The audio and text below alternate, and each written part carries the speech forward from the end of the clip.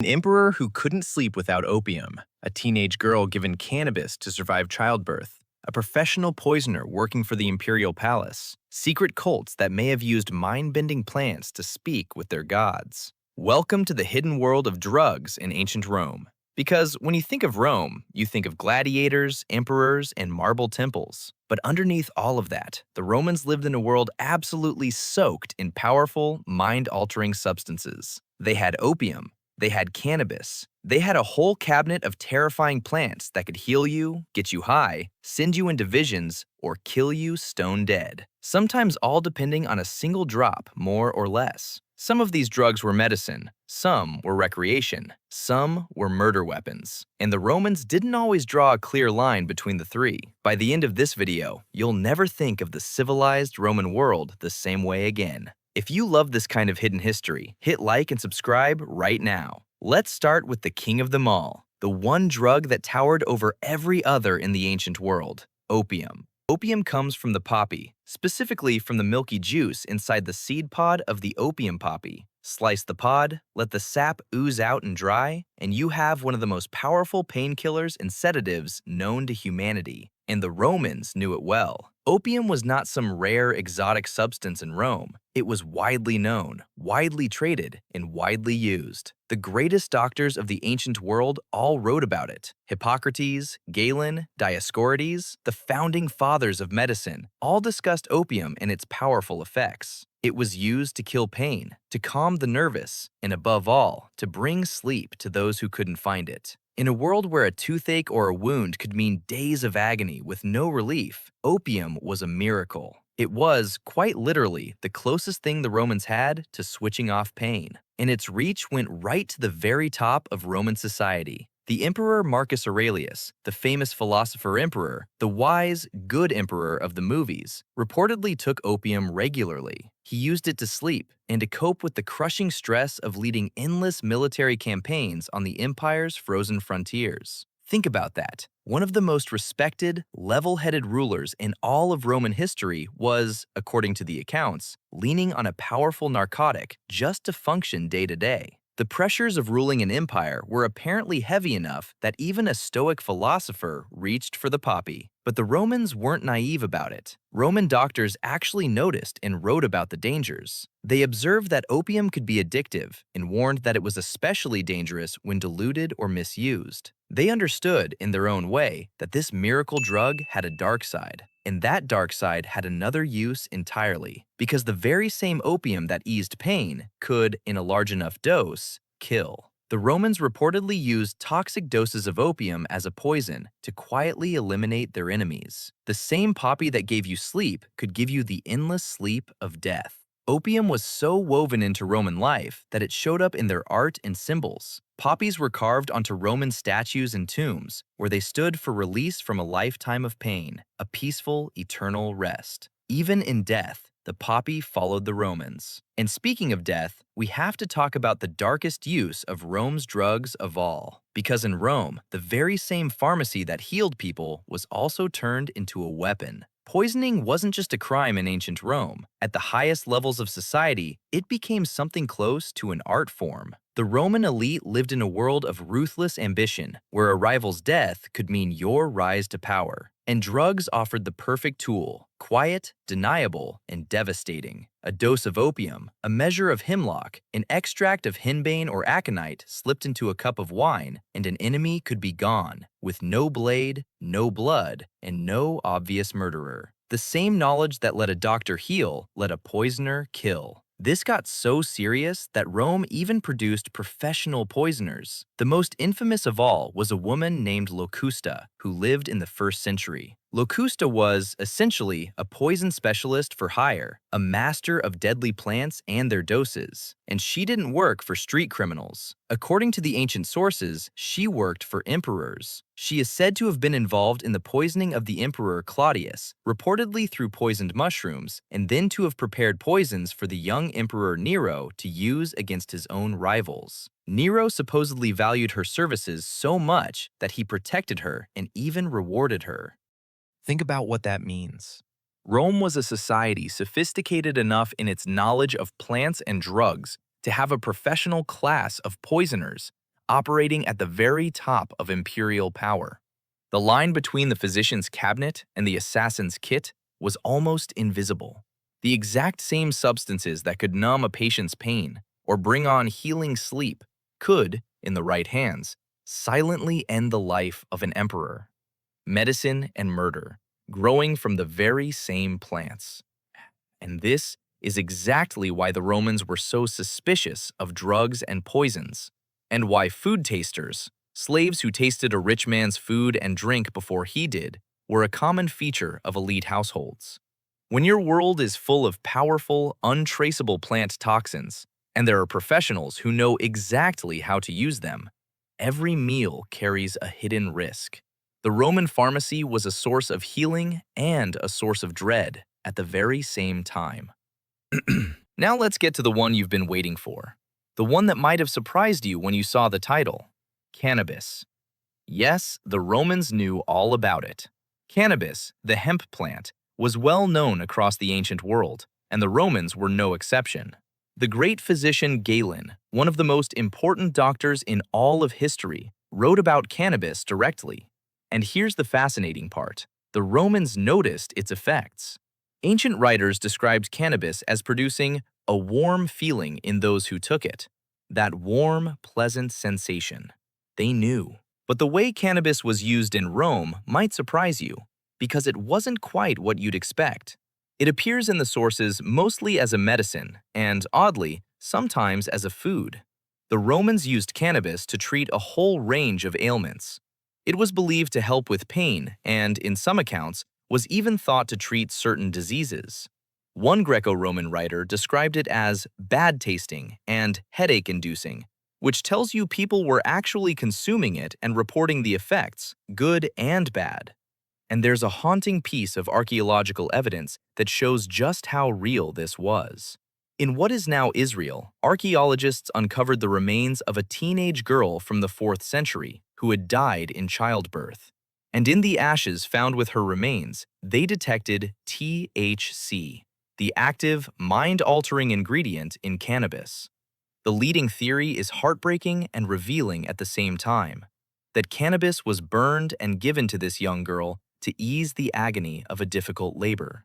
Real people using this plant to survive real pain 1,700 years ago. Interestingly, cannabis in the Roman world had a double life, just like it does in some ways today. The plant, hemp, was also a crucial industrial material. Its tough fibers were spun into strong rope and sailcloth, the kind that rigged the ships of the Roman navy and merchant fleet. So the very same plant could be a painkiller, a curiosity that gave a warm feeling, and the raw material that helped hold the Roman Empire's ships together. One plant, many lives. But opium and cannabis were just the beginning, because the Romans had a whole arsenal of far stranger, far more dangerous plants. And this is where their pharmacy starts to look like a witch's cabinet. Meet the nightshades, a family of plants that includes some of the most poisonous and most psychoactive species on Earth. And the Romans used several of them. There was mandrake, or mandragora, a plant so powerful it was famous for its ability to induce a deep, death-like sleep. There was henbane, another potent plant with strong sedative and hallucinogenic effects. And there was deadly nightshade, along with related plants like hemlock, wolfsbane, and hellebore. These were not gentle herbs. These plants contained powerful toxic alkaloids, chemicals that could send you into a coma, make you hallucinate wildly, or simply kill you outright, depending entirely on the dose. And that was the terrifying catch. The line between medicine, intoxication, and death was razor thin, and it all came down to how much you took. A tiny amount might dull your pain or send you into visions. A little too much, and you were dead. And the Romans had no way to measure doses precisely. Every use of these plants was, in a very real sense, a gamble with your life. The Romans understood this danger perfectly. In fact, they didn't even draw a hard line between medicines and poisons. To them, they were overlapping categories. A plant could be a cure, a high, or a murder weapon, all depending on the dose and the intent. The word we get pharmacy from, the Greek pharmakon, meant exactly this blurry thing, a substance that could heal or harm, a potion, a drug, and a poison all at once. That single word captures the whole ancient attitude toward drugs, power and danger, inseparable. Now let's put these dangerous plants to work, because the Romans found an incredibly clever and incredibly risky use for them: surgery. Picture ancient surgery for a moment. No anesthesia as we know it. A surgeon cutting into a conscious human being. It's the stuff of nightmares. But the Romans, inheriting knowledge from the Greeks and Egyptians, had developed something remarkable to deal with this: a way to knock a patient out using drugs. Their tool was called the spongia somnifera, the sleep sponge, and it was exactly what it sounds like. Take a sea sponge and soak it in a potent brew of opium, mandrake, henbane, and other powerful plants. Then let it dry out and store it. When it was time for surgery, you'd rehydrate the sponge with hot water, releasing the drugs as vapor, and hold it over the patient's nose and mouth. The patient would breathe in the fumes, drift into a deep drug sleep, and the surgeon could begin his work. Think about how genuinely advanced that is. This is, essentially, a primitive form of inhaled anesthesia, the exact same basic principle we use in operating rooms today, where a patient breathes in a gas to be put under. The Romans and the cultures around them worked this out almost 2,000 years ago with nothing but sponges and plants. It's the kind of ingenuity that reminds you these people were not primitive at all. But, and it's a huge but, this was terrifyingly dangerous. Remember the problem with these plants: the dose. Too little of the sleep sponge and the patient woke up mid-surgery in unimaginable pain. Too much and the patient never woke up at all. There was no precise way to control it. The surgeon was walking a razor's edge between sedation and death every single time. It was brilliant. It was also a gamble with a human life. And yet, it was so useful that this method survived and was used for over 1,000 years, well into the medieval period. Now let's step out of the operating room and into somewhere much more mysterious, because the Romans may have used these mind-altering plants for something beyond medicine, something spiritual. Ancient Rome was full of religion, ritual, and mystery, and among its many cults were the so-called mystery religions, secret societies with hidden ceremonies that members swore never to reveal. We still don't fully know what happened inside these rituals, precisely because they were kept so secret. But here's the intriguing theory that scholars have raised. Some of these secret cults may have used psychoactive plants to reach altered states of consciousness during their ceremonies. Think about it. If you wanted to feel like you were touching the divine, communing with a god, or glimpsing another world, what better tool than a plant that produces powerful visions and hallucinations? Substances like mandrake and henbane could induce exactly those kinds of intense, otherworldly experiences. It's entirely possible that when ancient worshippers described seeing their gods or receiving divine visions, they were, at least sometimes, under the influence of these powerful drugs. And it wasn't just organized cults. Across the ancient world, oracles, mystics, and fortune-tellers were believed to use psychoactive plants to induce visions and receive prophetic messages. The idea of reaching the supernatural through a mind-altering substance was deeply embedded in the ancient mindset. To them, a drug wasn't just a medicine or a recreation. It could be a doorway to the gods themselves. The line between drug and religion, between medicine and magic, was beautifully, strangely blurred. But let's not forget the drug that towered over all others in sheer everyday use, the one the Romans consumed constantly, socially, and enormously: wine. We might not think of wine as a drug, but to the Romans, it absolutely was the great intoxicant of daily life, and they thought carefully about its effects. Wine was everywhere in Rome, drunk by rich and poor, at every meal, at every festival, at every social gathering. It was watered down for everyday drinking, but it flowed in staggering quantities, and Roman writers had a genuinely nuanced view of it. Thinkers like Pliny and Seneca understood that alcohol was a double-edged sword. In moderate amounts, they believed it was beneficial, even healthy. But in excess, they warned, it caused a whole list of problems. frenzy, criminality, exhaustion, and a loss of self-control. They wrote about drunkenness with the same mix of fascination and worry that we might today. They saw wine as a pleasure and a danger, a social glue and a social poison, all at once. In other words, the Romans had, in wine, their most socially accepted and most widely abused drug, one they celebrated and feared in equal measure. It was the one intoxicant so woven into their culture that they barely even questioned it, even as their own philosophers warned about where too much of it could lead.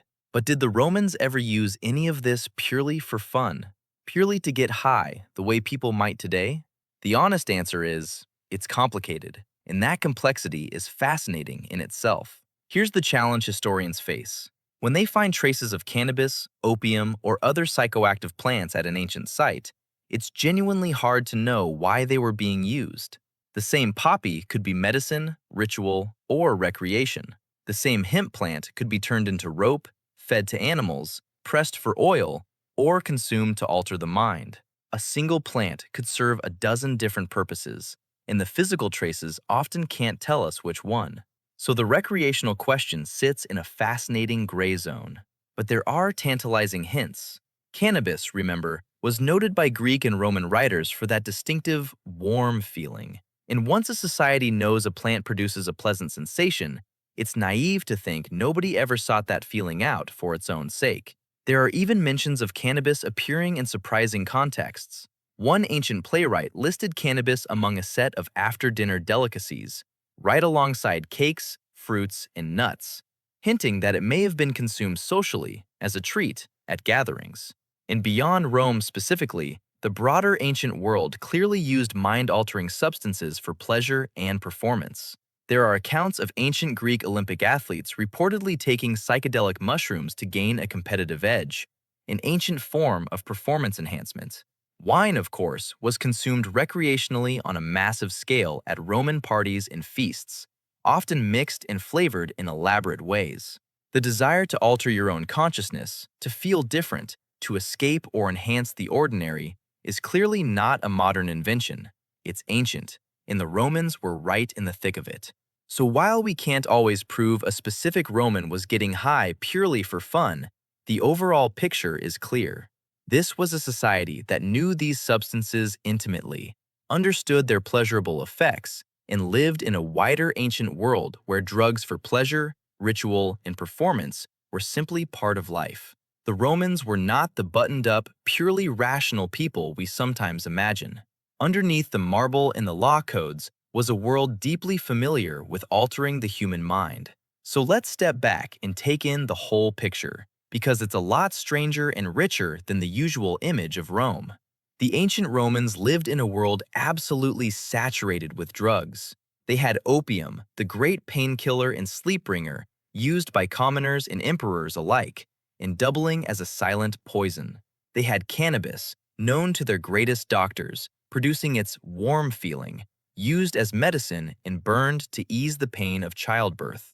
They had a whole cabinet of terrifying nightshade plants, mandrake, henbane, deadly nightshade, powerful enough to knock a patient out for surgery, send a mystic into visions, or kill an enemy, all depending on the dose. And they had wine, flowing endlessly through every level of society. But here's the thing that really matters. To the Romans, these substances didn't fall into neat modern categories. We separate the world into medicines and illegal drugs and poisons. The Romans didn't. To them, it was all one blurry, overlapping world of pharmaca, powerful substances that could heal, intoxicate, reveal the divine, or kill. Often the very same substance doing all four depending on how it was used. Opium was medicine and murder. Mandrake was surgery and sorcery. The dose made the difference between a cure and a corpse. And that's what makes this history so fascinating. The Romans weren't reckless drug abusers, and they weren't innocent either. They were something more interesting, a sophisticated society carefully navigating powerful, dangerous substances with limited tools and enormous risk. They pushed these plants to the edge of what was possible, saving lives in surgery, easing unbearable pain, reaching for their gods, and sometimes paying the ultimate price for a dose that was just a little too strong. So the next time you picture ancient Rome, the marble, the togas, the noble emperors, remember the hidden world underneath, a world of poppy juice and sleep sponges, of hemp and henbane, of a philosopher emperor reaching for opium just to make it through the night. The Romans didn't just build roads and conquer nations. They explored the human mind and body with whatever nature gave them, walking that razor's edge between healing and harm. And in doing so, they left us a strange and powerful reminder that the line between medicine and poison, between the sacred and the dangerous, between healing and harm, has always been far thinner than we'd like to think. The Romans knew it. They lived on that line every single day. And their hidden world of poppy and hemp, of sleep sponges and secret cults, of healing drafts and imperial poisons, is one of the most surprising and human stories the ancient world ever left behind.